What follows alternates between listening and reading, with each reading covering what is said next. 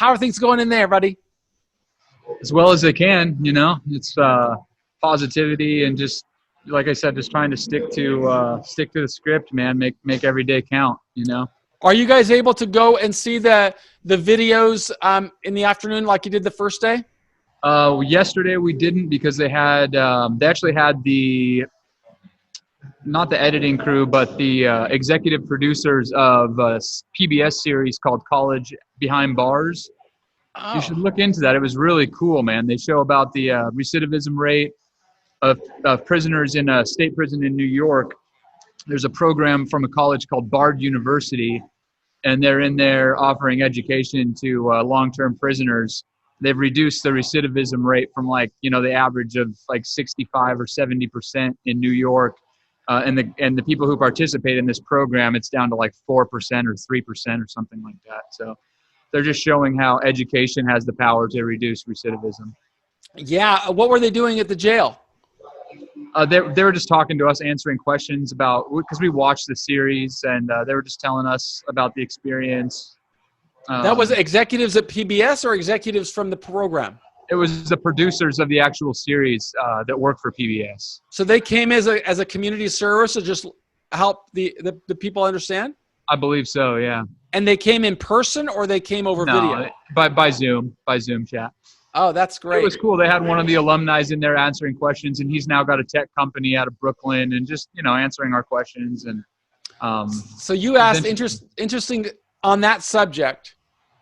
We should talk about this during the class so everybody can hear. But you asked about Airbnb.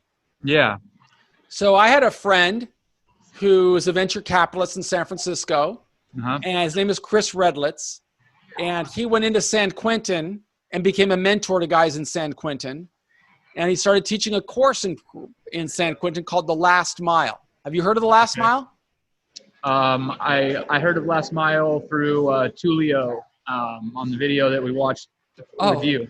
oh, Yeah. okay. So you know Tulio. Well, did he say on that video? Did Tulio tell the story that Airbnb is a client and that the mobile app for Airbnb was produced inside of San Quentin? Yep. That's right. Yep. So Yep. so without a doubt, education is the best advantage for somebody who's in jail and prison Yeah. because it opens doors and it even just changes the way we think. It doesn't have to be a college degree. If we can change the way that we think, if we change our mindset, we begin to see opportunities that are available. Yep. The opportunities that I seized while I was in jail and prison were available to every single person in that jail and prison, but not everybody wanted to seize them. It's done a lot for my mindset. Like I said, it keeps me positive. It allows me to focus on something other than the walls around me.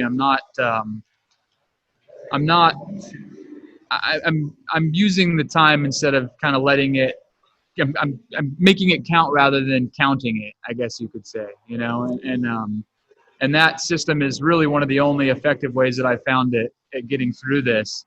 So I spend a lot of time planning. I spend a lot of time reading, and I'm constantly begging my wife to send me different books on retail arbitrage and Airbnb and tiny homes. I think is really going to be an interesting thing, a movement that's going to grow in speed with the pandemic and people's unwillingness to go and wrap themselves up into mortgages in areas that they're unsure of employment in the future. And so I see that sort of mobile housing movement catching wind and really being able to be something progressive. So I've done a lot of research on how to get certified when I get out to build those tiny homes, different things that we can do to sell them, provide housing for people coming out of the system.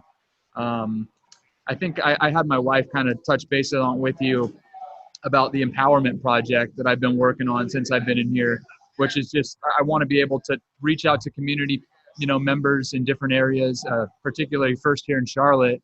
And I've been working with Sheriff McFadden here on this concept, and we've been kind of corresponding back and forth. We actually, I wanted to show you this.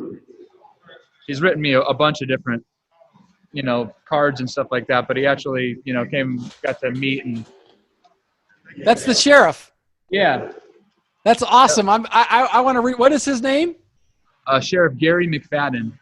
Gary McFadden. I'm going to write to him and tell him how grateful I am to have had this opportunity to work with you guys. And you know, in prison reform and corrections and stuff like that, he does a lot of really progressive work. Even before I came here, my mom was like, "Isn't that the guy that travels around the world and visits different prisons to see what they're doing and which systems work?" He would be a huge contact for your movement, and I think, you know, a reputable person to interview for some of these systems as well. So I think I will. I'll reach out to him and ask him if he'll participate. Yeah, that would be great. Be another way that I could lead, you know, everybody into something that ends up helping in the end. So, well, that's how you're an ambassador of the program, right? I mean, I'm when you get out, I hope that, you know, you might consider, you know, participating in this because I work with a lot of formerly incarcerated guys who, you know, feel as passionately as I do about wanting to spread this message to jails and prisons across the country.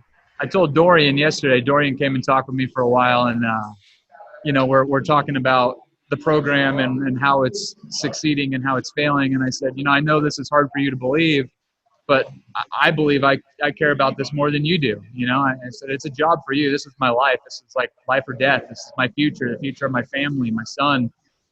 So there's a huge weight on this succeeding for me.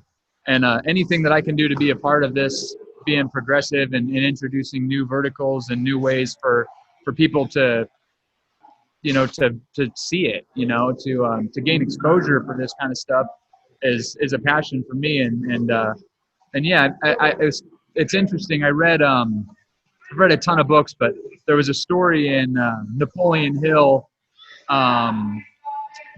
Which one was it? Rich, Think and Grow Rich? Think and Grow Rich, where he talks about the guy who chased down Edison to there's Hancock to make the guy that chased down Edison to make him a partner. So I mean, I visualize, you know, the two of us, you and I, doing stuff in the future. So I'm happy. That's awesome. I'm absolutely always open to developing relationships because that's really where, you know, a sense of fulfillment and community comes through is by working together and trying to create